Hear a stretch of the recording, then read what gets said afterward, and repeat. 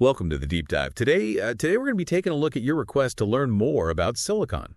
We've got this article here all about silicon, its properties, its history, and you know what its future might hold. You probably think of sand and beaches when you hear silicon, right? Yates. But get this, it's the backbone of our digital world, and there's a lot more to it than meets the eye. Yeah, it's true. Silicon's story is a fascinating one. Our source mentions that pure silicon wasn't isolated until 1824 by Jöns Jacob Berzelius.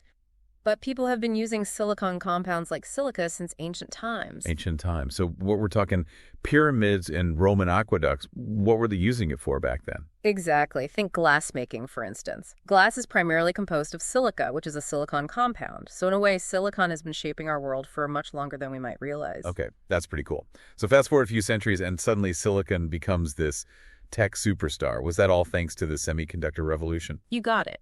The mid-20th century was a turning point for silicon. It was the development of silicon transistors and integrated circuits that really changed everything.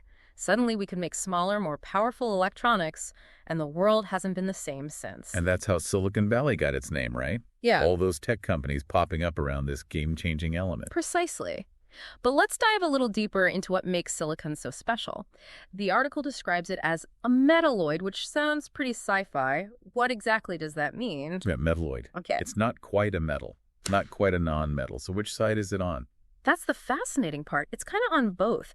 It bridges the gap between metals and nonmetals, sharing some properties of each. Think of it like this. Metals are great conductors of electricity, while nonmetals are insulators. Silicon, being a metalloid, falls somewhere in between. It can conduct electricity under certain conditions, which is what makes it ideal for things like transistors. So it's like a switch that can be turned on and off, controlling the flow of electricity. That's pretty clever. But if it's so important to electronics, what exactly gives it this ability to be a semiconductor? Is that something to do with its structure? That's exactly it. Silicon's unique properties stem from its atomic arrangement. The article mentions its diamond cubic crystal structure. It's this intricate, lattice-like structure that allows for the controlled flow of electrons, giving it the semiconductor properties that are the heart of modern electronics. Okay, so the way those tiny silicon atoms are arranged is what makes our computers and smartphones possible. That's mind-blowing. It really is. And to really appreciate how this all works, let's talk a bit about silicon's key properties. It has a melting point of 1,414 degrees Celsius, a boiling point of 3,265 degrees Celsius, and a density of 2.33 grams per cubic centimeter. Whoa, those are some serious numbers. I'm guessing those specific properties are important for its various applications. Absolutely. Those properties dictate how silicon behaves in different environments and under different conditions. For example, its high melting point is crucial for its use in electronics, ensuring it can withstand the heat generated by electrical currents. So it's not just about silicon being a semiconductor. It's about it being a semiconductor that can handle the demands of our tech. You've got it. So enough about the technical stuff for a minute. I'm curious about how silicon is actually used in our daily lives. I mean, I know it's in my phone.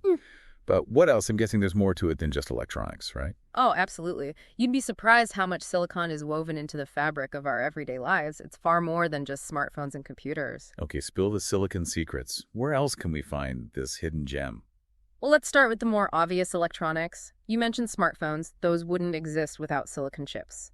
And then there are computers, laptops, tablets, televisions, you name it. They all rely on silicon to process information and run smoothly. All right, so silicon is the brains of the operation. Makes sense. But you said it was more than just electronics, right? What else is this wonder element hiding in? Here's one you might not expect. Construction. Remember we talked about silica being used in glass making? Well, it turns out silicon dioxide, which is essentially silica, is also a primary ingredient in concrete. Wait, seriously? So the buildings we live and work in are partially made of the same stuff that's in my phone? Exactly. It's amazing how versatile silicon is. That's wild. Okay, so silicon is in our electronics, it's in our buildings. Where else might I be running into it? Think about the energy that powers our world. Silicon is a key player in renewable energy through solar panels. Those panels are made up of silicon cells that convert sunlight into electricity. Right, solar panels. I knew silicon was involved there, but I never really thought about how it actually works. So it's basically harnessing the power of the sun. Precisely. And it doesn't stop there. Researchers are exploring the use of silicon in advanced batteries to boost energy storage capacity. This could be a game changer for electric vehicles and renewable energy grids. Okay, so silicon is a construction worker, an energy guru, and a tech whiz. What else can this element do? Don't tell me it's making a cameo appearance in healthcare, too. You're absolutely right. Silicon-based polymers, sometimes called silicones, are widely used in the medical field. They're found in everything from prosthetics and implants to medical tubing and even drug delivery systems. Wow, I had no idea. So it's helping people heal and live better lives, too. That's right. And let's not forget the role of silicon chips in healthcare technology. From miniaturized diagnostic tools to implantable devices that monitor vital signs, silicon is revolutionizing how we approach healthcare. This is incredible. It seems like there's no end to silicon's talents. He's like the Swiss Army knife of the periodic table. It really is. And the most exciting part is that we're only just beginning to scratch the surface of its potential. You know what's remarkable? Even with all its applications, we're still discovering new ways to use silicon. The future of silicon is just as exciting as its past, if not more so. Okay, I'm all ears. What kind of advancements are we talking about here? Is silicon going to be powering flying cars anytime soon? Well, maybe not flying cars just yet, but there are some incredible developments in the works. For example, the article mentions more efficient transistors. As we continue to miniaturize electronics, we need transistors that can operate at even smaller scales and consume less power. So it's all about making our devices even smaller and more powerful. That's pretty amazing. But I can't even imagine how they make those tiny transistors even tinier. It's a challenge, for sure. But researchers are coming up with ingenious solutions. They're experimenting with new materials and fabrication techniques to push the limits of what's possible with silicon transistors. That's pretty wild to think about. What about solar panels? Any cool new developments happening on that front? Absolutely. Scientists are constantly working on ways to make solar panels more efficient, capturing more sunlight and converting it into electricity. The article highlights next-generation solar cells that are being developed using new silicon-based materials and designs. So we could be seeing solar panels that are even better at harnessing the power of the sun. That would be a huge win for renewable energy. Exactly. And here's where things get really interesting. Silicon carbide. Have you heard of that one? Silicon carbide. Sounds vaguely familiar, but I can't place it. Refresh my memory. What's so special about silicon carbide? It's basically silicon's tougher, more powerful cousin. Silicon carbide can handle higher voltages and temperatures than regular silicon, which makes it ideal for applications where things get really hot, like electric vehicles and power grids. So are we talking electric cars that can go farther and charge faster? And a more robust power grid that's better equipped to handle renewable energy sources? You got it. Silicon carbide is opening up new possibilities for high-performance electronics, and it's a field that's rapidly evolving. Okay, this is seriously cool stuff. But I have to ask, with all these exciting advancements, are there any potential downsides we should be aware of? I mean, there's always a trade-off. Right. That's a great question. And you're right, there are always challenges to consider. One of the biggest concerns with silicon production is the environmental impact. Yeah, that's what I was thinking. All this amazing technology comes at a cost, doesn't it? What are the main environmental concerns we should be thinking about? Well, refining silicon requires a lot of energy. And a significant portion of that energy still comes from fossil fuels. The article points out that reducing the carbon footprint of silicon production is a major priority for the industry. So it's like a double-edged sword. We need silicon to build clean energy technologies, but producing silicon can contribute to pollution. Are there any solutions on the horizon? There are. Researchers and companies are exploring ways to make silicon production more sustainable. One promising area is recycling. Did you know that we can actually recover silicon from electronic waste? Wait, really?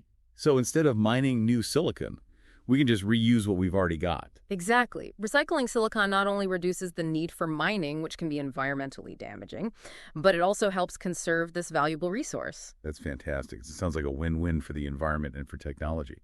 What about solar panels? What's being done to make them more sustainable? The push for greater solar panel efficiency is a key part of that.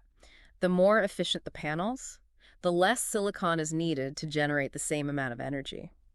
That means less mining and less environmental impact. That makes a lot of sense. So it's all about finding ways to do more with less. But I have to ask, with all this talk about new materials like graphene, is silicon's reign as the king of tech coming to an end? That's the big question, isn't it? Graphene, for instance, has gotten a lot of attention for its incredible properties. It's super strong, super thin, and conducts electricity better than just about anything else. And then there's gallium nitride, or JNN, which is making waves in the world of high-power electronics. So is silicon going to be dethroned? Are these new materials going to take over? It's certainly possible that these materials will play increasingly important roles in the future. But silicon still has a few key advantages. First, it's incredibly abundant. We've already talked about how it's the second most abundant element in the Earth's crust, which means we're not likely to run out of it anytime soon. That's definitely a point in silicon's favor. What else is keeping silicon on top? Cost effectiveness is another big one. Silicon is relatively inexpensive to produce, especially compared to some of these newer, more exotic materials. So it's the reliable, affordable option, even if there are flashier contenders out there. But that doesn't mean we should stop exploring new possibilities, right? Absolutely not. Innovation thrives on competition, and the pursuit of new and better materials is what drives progress. Who knows what amazing discoveries await us in the world of materials science? That's what makes this whole conversation so exciting. It's not just about silicon. It's about the endless possibilities of science and technology. Exactly. And it's important to remember that even if these other materials eventually take center stage, silicon has already left an indelible mark on our world. It's the foundation of the digital age, and its influence will continue to be felt for generations to come. It's a pretty amazing legacy for a humble element that started out as sand on a beach. Okay, so we've covered a lot of ground here, from silicon's ancient origins to its role in shaping the future. Is there anything we've missed? I think we've touched on most of the key points, but there's one more thing I'd like to mention.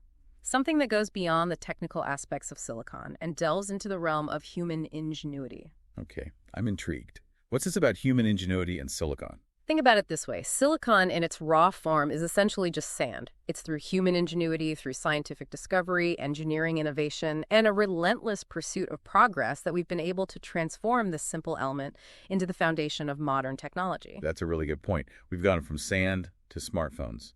And it's all because humans figured out how to unlock silicon's potential. Precisely. And that journey of discovery is still ongoing. Who knows what other amazing applications for silicon we'll uncover in the years to come. It's pretty mind-blowing to think that something as commonplace as sand can have such a profound impact on our world. It is, and it makes you wonder, what are the limits of silicon's potential? What other groundbreaking technologies might be just around the corner waiting to be unlocked by human ingenuity? That's a great question, and one that I don't think anyone has a definitive answer to. But it's that sense of possibility, that drive to explore and innovate, that makes the world of science and technology so exciting. Absolutely. And it's a journey that we're all on together. As we continue to delve deeper into the world of silicon, we're bound to encounter new challenges and opportunities, both technical and societal. You're right. There's always more to learn and explore. It's like we've just scratched the surface of silicon's story. Exactly. And we hope this deep dive has inspired you to keep digging, to keep asking questions, and to keep marveling at the incredible power of human ingenuity and the transformative potential of this remarkable element. Well said. It's been an incredible journey, learning about silicon from its ancient origins to its role in shaping the future. It has indeed. And who knows what the next chapter in silicon's story will hold. One thing's for sure, it's bound to be fascinating. Absolutely. So to our listener, thanks for joining us on this deep dive into the world of silicon. We hope you've learned something new and maybe even sparked a bit of curiosity about this incredible element that's all around us. And remember, the journey of discovery doesn't end here. Keep exploring, keep learning, and who knows what amazing insights you might uncover. We'll be back soon with another deep dive into a fascinating topic, so stay tuned. Until then, happy exploring. Today is your lucky day. Today is the day that our $3 website works for you, paying you directly to your PayPal daily. Imagine $3 ongoing continuous payments to your PayPal account. Imagine falling asleep and waking up to $300 in your PayPal account. How would this make you feel? How could this help you? What bills could you pay? What kind of fun could you have? What does that retirement look like now? All for a one-time payment of $3. This website is DFY done for you, fully built and completely hosted, and never stops collecting payments for you. You have spent $3 on coffee on a regular, but that coffee won't help you create multiple streams of income. Click the link below.